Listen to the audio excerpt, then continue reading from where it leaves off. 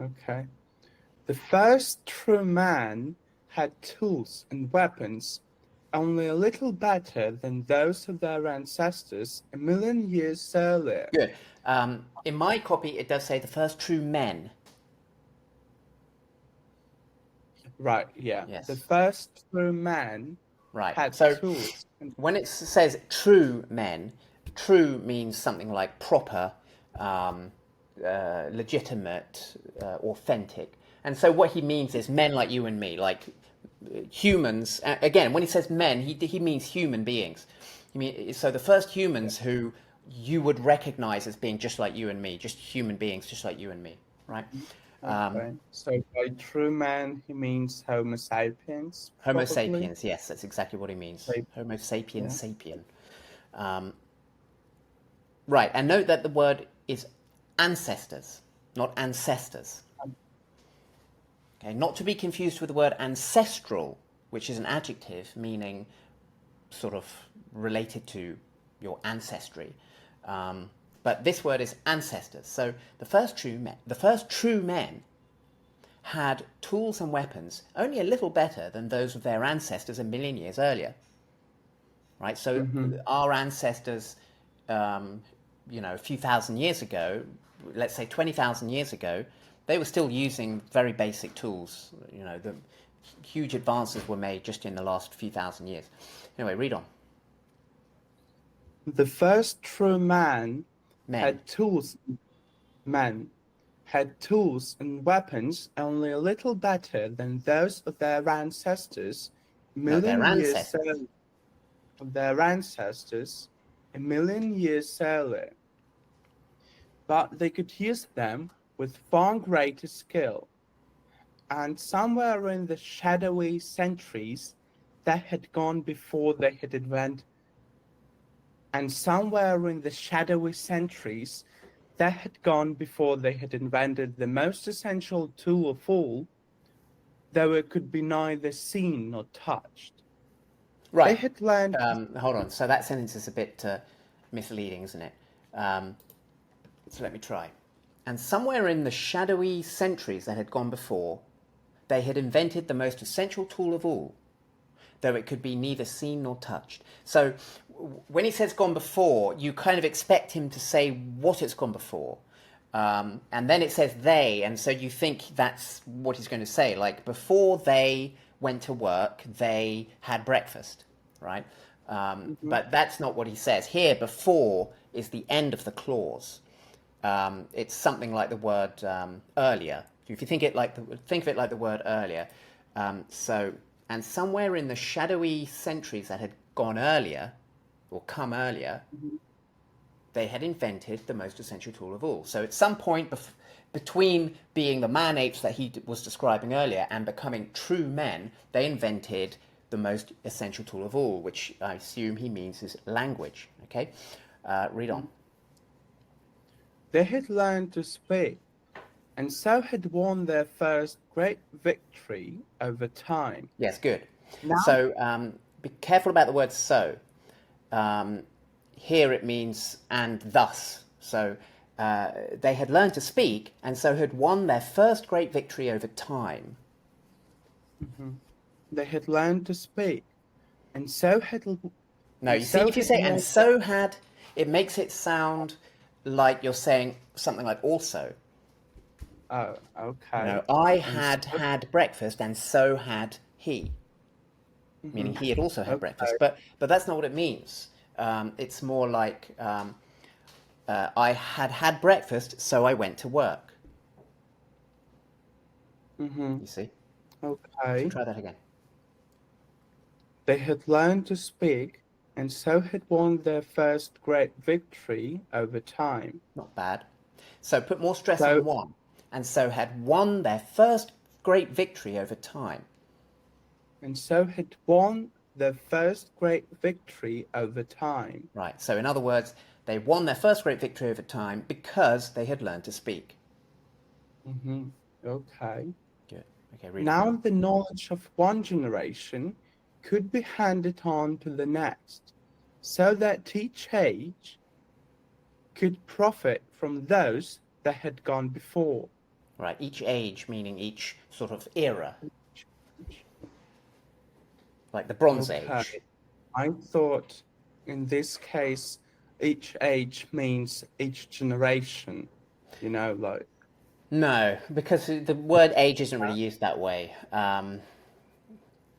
So now the knowledge of one generation could be handed on to the next, so that each age could profit from those that had gone before. He's probably alluding to the use of the term age to talk about the periods of technological development in man's history. So the Stone Age. Mm-hmm. The Stone Age is broken into two parts: the Paleolithic, no, yes, the Paleolithic and the Neolithic, Mm-hmm. and then you have the Bronze Age, which is where man learned to use bronze. So that's the ancient world, and then the Iron Age, in which we learned to produce iron, which is superior to bronze, stronger, and well, and then it gets a bit more complicated after there. Mm-hmm. Okay, but he's thinking more about like the Paleolithic, the Neolithic, the Bronze Age, I guess. Mm-hmm. Okay. Unlike the animals who knew only the present, man had acquired a past, and he was beginning to grope toward a future. Right. Do you know what grope means? In this context, grip. Something like that. To grope means to sort of just stick out your hand and, without much sense of what you're doing. Like if you're in the dark, like you can't see, you're sort of going like this, groping. That's groping. Mm-hmm. I'm confused regarding the use of a past instead of the past, because is it like, are there multiple pasts? Well, yes, in a sense. So, for example, there's a very famous quote by the British English poet and playwright Oscar Wilde. He said something, I can't remember the exact quote, but it's something like this: I prefer a man with a future and a woman with a past. Prefer a man with a future. Right, it's a sort of joke, very typical of Oscar Wilde. What do you think it means to say a man with a future? Someone who has prospects, Yes, something exactly. like this. Yes, exactly. Someone And with a prospects. woman with a past is an experienced woman. Yes, exactly. Right, exactly. Someone interesting, right? Good. So that's what he means. So now man, what did he say? Man had acquired a past, so now it's got a history.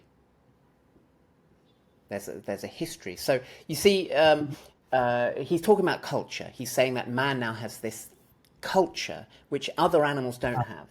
There's, Okay. dogs, for example, they don't really have as a species, they don't have much of a past or a future. They just are. They're just dogs. They've always been dogs. They always will be dogs, right? Basically. Whereas for humans, well, we have this thing called history, where we can say that human life has massively changed over time. But that was not always the case. For the first, million years of human existence, we were just like other animals. Life was just the same, always. And even in the early days of civilization, it was like that. Ancient Egypt existed for something like 5,000 years without really any change.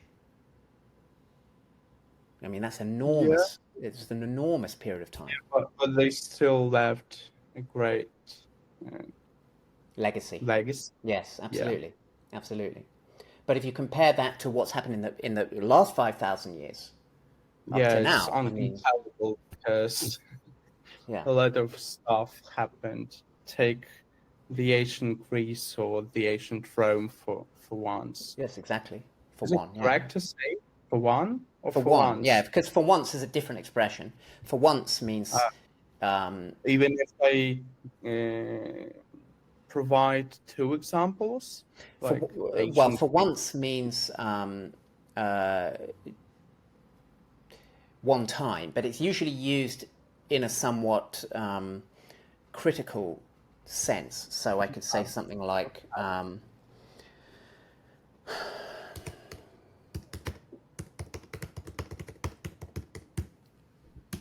what kind of person might you say this about? He's on time for once. Well, he's always late, and finally, he's on time. Right, I have a precisely. friend like this. Right, exactly. It's always late. Good, exactly. So your friend arrives and you say, "Oh, nice to see you're on time for once."